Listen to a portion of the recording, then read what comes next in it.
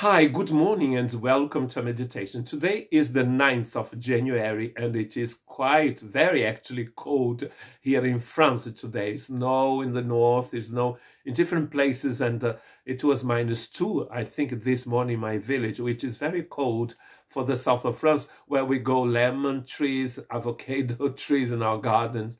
But they are covered because of the winter, the cold winter that we are having this week.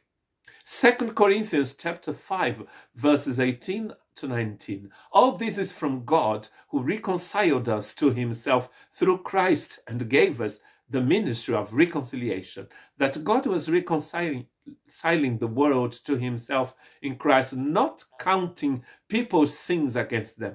And he has committed to us the message of the reconciliation in order to understand what it is to be a minister of reconciliation. We have to understand what happened on the cross. It is clear here that it's a work of God the Father and God the Son together on the cross.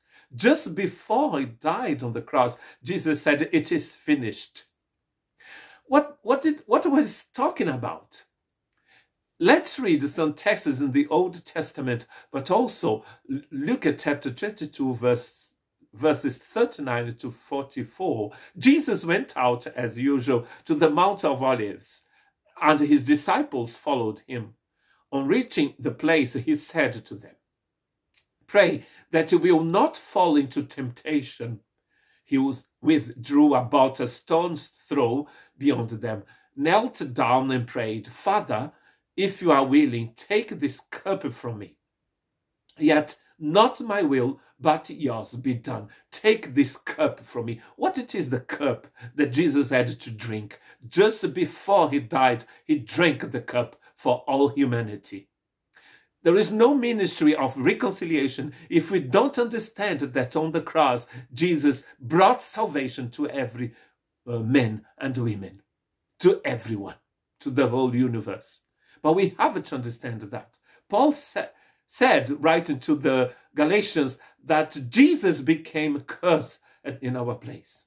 There are some texts in the Bible that we don't like reading, but it is important to read them as well. We cannot forget that the wages of sin is death. And God is a holy God, a righteous God. And in his righteousness, he's going to judge the living and the dead. Psalm 75 verse 8, "In the hand of the Lord is a cup full of foaming wine mixed with spices. He pours it out, and all the wicked of the earth drink it down to its very dregs." When a person doesn't receive the message of the gospel, doesn't accept what God has done in Christ for us, that person will drink down the cup, from the cup of God's wrath. And that is extremely terrible, especially to be said in a winter's day here in France. But it is important to say so. Isaiah chapter 51 verse 17, "Awake, awake, rise up, Jerusalem, you who have drunk from the hand of the Lord the cup of his wrath. You who have drained to its drag the cup that makes people stagger." It's the justice, the righteousness, the holiness of God.